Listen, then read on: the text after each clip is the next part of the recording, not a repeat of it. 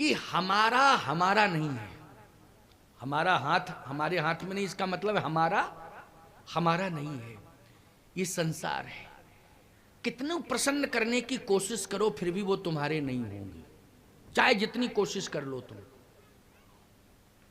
बेटे के लिए तुम सब कुछ करते हो ना, सब कुछ करते हो।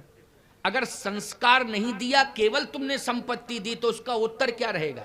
अगर तुमने संतान को संस्कार दिया तो संपत्ति को महत्व नहीं देगा, वो माता पिता को महत्व देगा, वो संपत्ति को महत्व नहीं देगा।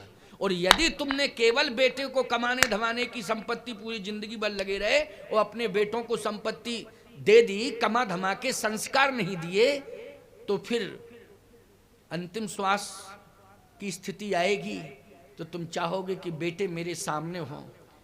तो जानते हो समाचार भी बेटों के पास पहुंचेगा, लेकिन संस्कारहीन अगर संतान है तो यही कहेंगे, क्या करेंगे जाके, हमारे लिए किया क्या, अब मरे, हमारे लिए क्या किया।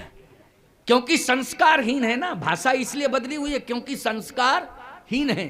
और सत्य कहता हूं, संस्कार अगर दे दिया तुमने और संपत्ति ना दी, तो प्यारे तुम्हारा बेटा चाहे कलकत्ता रहता हो, चाहे बॉम्बे में रहता हो, तुम्हारा बेटा चाहे अमेरिका इंग्लैंड में रहता हो, केवल सूचना पहुंच जाए कि मेरा पिता बीमार है, वो अपनी नौकरी को तिलांजलि दे करके आ जाएगा।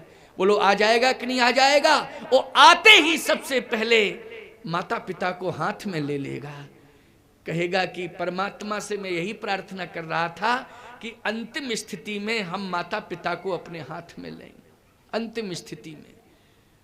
और यही कहेगा, पिताजी आपने मुझे जो दिया है वो दुनिया में कोई दे नहीं सकता है।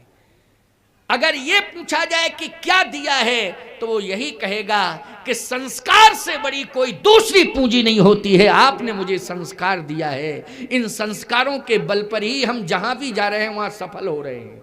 संपत्ति के बल पर नहीं, बुद्धि के बल पर नहीं, संस्कारों के बल पर सफल हो रहे हो। संस्कार जिसके जीवन में होता है, बुद्धि उन्हीं की अच्छी होती है, निर्मल होती है। बोलो होती है कि नहीं होती है? और जो संस्कारहीन होते हैं उनकी बुद्धि भी भ्रष्ट हो जाती है कि नहीं?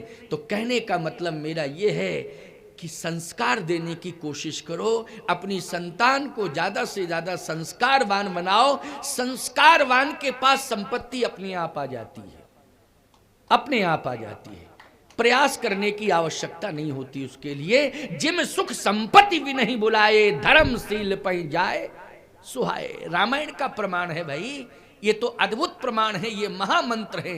ये कोई मनमुखी बातें नहीं है, ना ये मनमुखी कोई विचारधारा है।